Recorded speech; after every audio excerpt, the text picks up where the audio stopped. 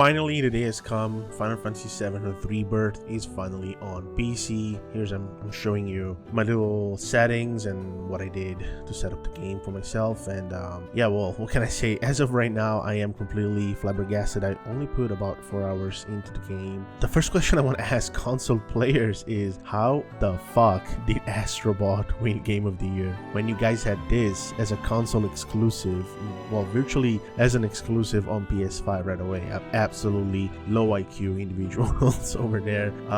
The thing that most people want to say is like, this is a remake. In what things is this game the same as the original one? People always mention the story is different, the gameplay is completely different, graphically is just like what 10 billion years different. So anyways, the first 2.5-3 hours is basically the demo that came out on PS5 too, and it's heavily filled with spoilers for the story, so I'm not going to talk about that, but I'm going to talk about the technical levels of the game, and it's just absolutely incredible. Seriously, I was left speechless all the time. Here, look at this scenery in Calm. Like, Calm in the original game, you gotta understand that Calm is like 10 steps. It's like a little road and 2-3 houses. Even the fact that artistically they had this vision and they were able to bring it to life like this, it's just, I don't know, it left me speechless all the time. And yeah, it's absolutely incredible.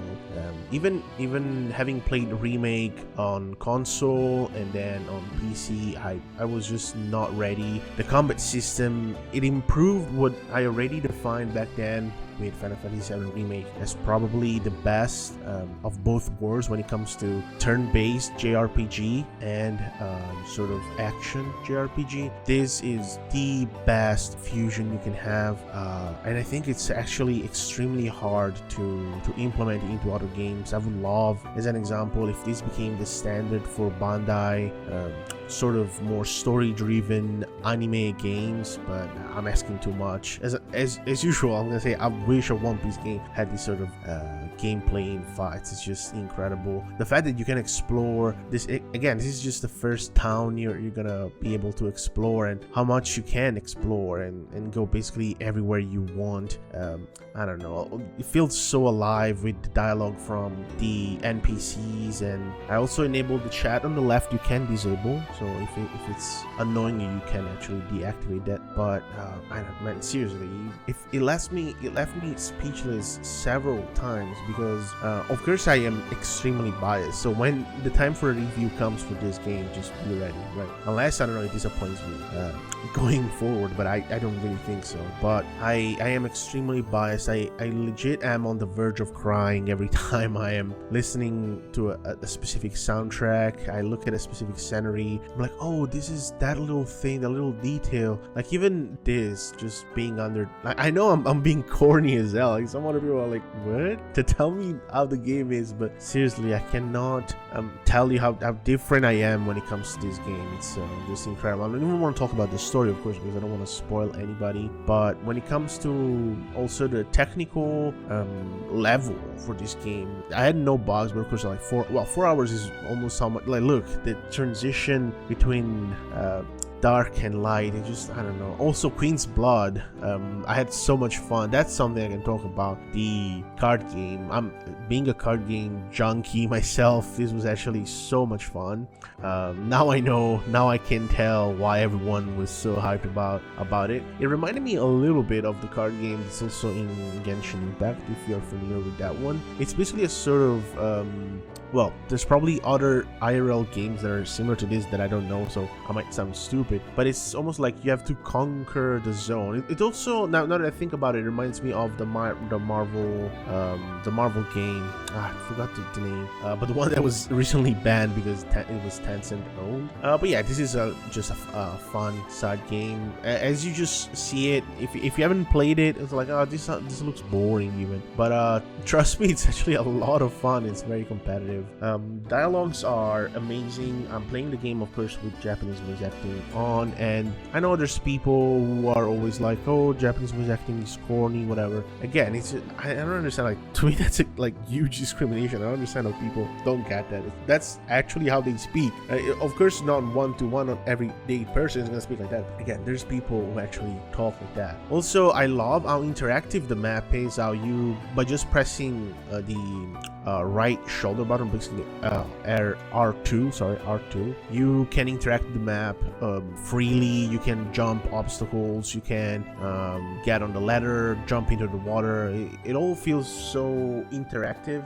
Like there's no jump button, but just pressing R2 you can interact with everything that is interactable. And at first I was like, okay, this is gonna get confusing because the game is gonna think I want to go there, while in reality I wanted to go here, yada yada yada. Instead, it is very smart. Like the game, like you adapt to it instantly. It reminded me a little bit of Assassin's Creed Unity, if I remember well. It's one of the last ones I played back then, where they basically improved the parkour in this way, making it more passive, and here it works so freaking well. And then for some battle footage, again, I couldn't capture a lot of it simply because it was most of it was huge spoilers. I stopped the game basically here outside of Calm, and then I went to bed because it was so late. And yeah, it's the open world has just started for me, so I'm gonna tell you more once I explore it. But the battles look to be insane with the combos you can do with characters. Again, I am extremely biased, but being able to control Cloud, Tifa, Aerith, Barret, Red 13, even Safford for the brief flashback, it's just so incredible to me. Like, it takes me out. Not even in Dissidia you were able to have so much fun with them. Like, even remake felt so rough still. Like, now that I've been playing this, I see how rough remake was. So yeah, I can't wait to put more hours into this. I am incredibly happy.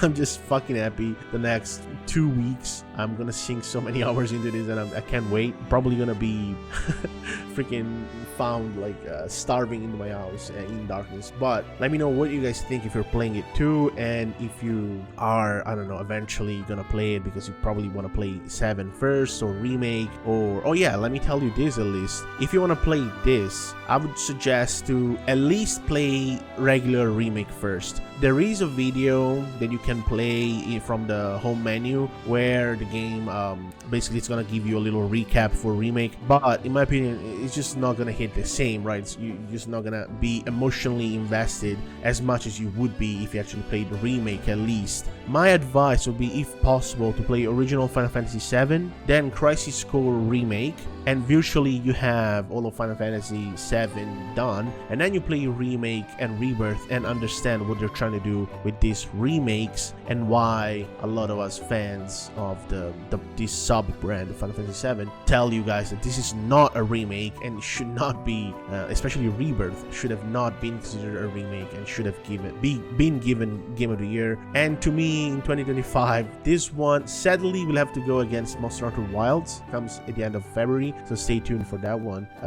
But like, I already think, well, I'm just gonna give this Game of the Year for 2024, though I'm playing it in 2025. But yeah, let me know what you guys think. Bye bye guys.